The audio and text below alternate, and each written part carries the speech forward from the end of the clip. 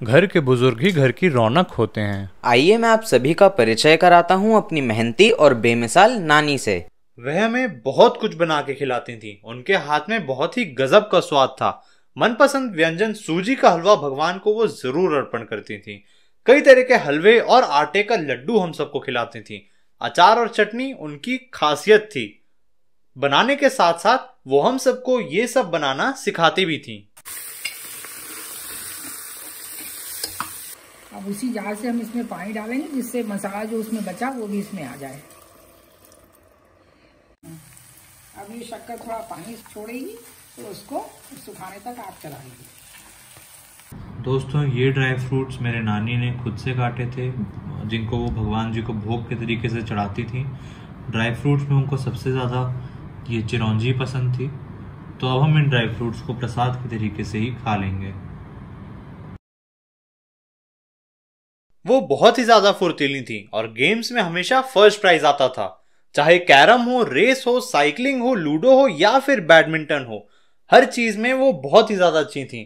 काश हम उनका जो फुर्तीलापन है और जो गेम्स में इतनी अच्छी थी और ये प्राइजेस आपको असली में भी दिखा पाते। सिलाई, बिनाई, मशीन की कढ़ाई, वायलिन बजाना, सबका शौक था उनको। कॉन्फिडेंट एंड इनिशिएटर मेरी नानी के रूप में एक व्यक्ति में अनेकों व्यक्तित्व समाहित थे। नई जगहों पे अनजान व्यक्तियों से बड़े अपनत्व से बात करने लगती थीं।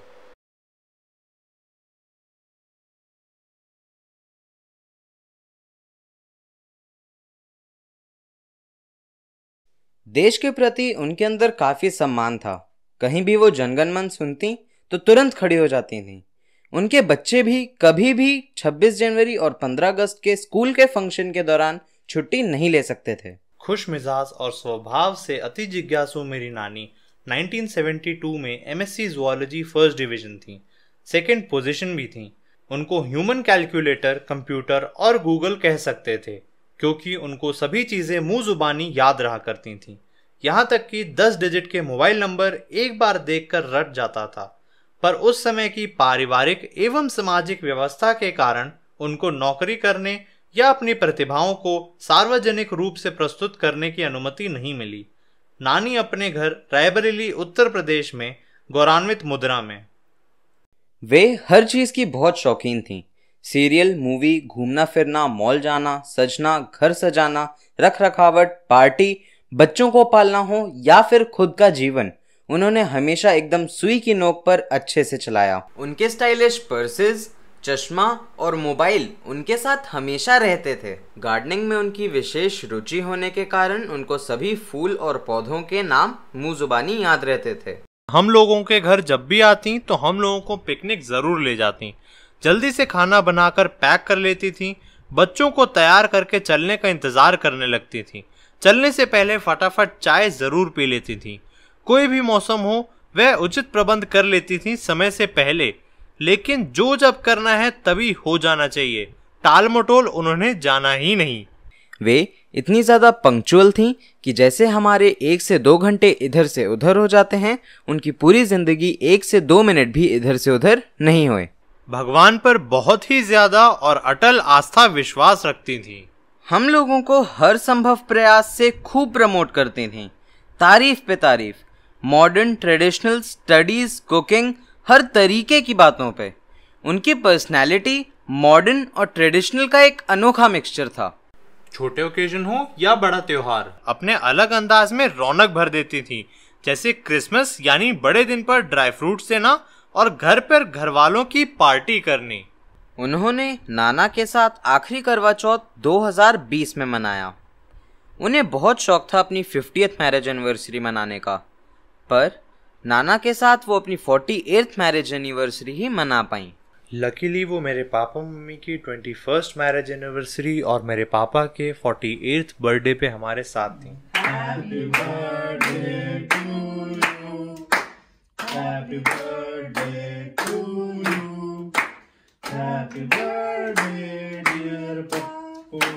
Happy birthday. Thank you. Thank you. May God bless you. पहले तुम खाओ। तुम लोग को खिलाएंगे ना पापा को। खिलाओ खिलाओ।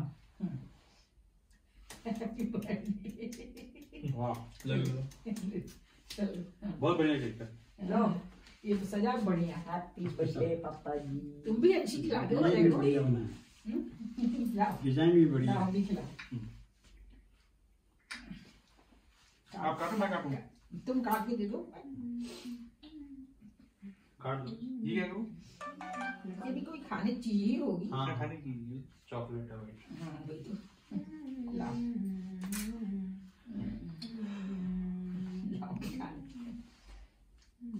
पिछली बार से 2 पीछे वाला दे दो। हाँ लो दो।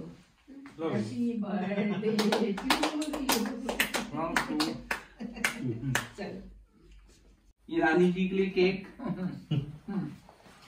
आज हम लोग अजय अंशी जी 21st मैरिज एनिवर्सरी मना रहे हैं। मेरी नानी द्वारा दी हुई एक सीख ये थी कि अगर आप भारत में रहते हैं तो आपको हिंदी आनी ही चाहिए। हम लोग हिंदुस्तान में रहते हैं, इसलिए हम लोगों को हिंदी में तवज्जो देना ज्यादा जरूरी है।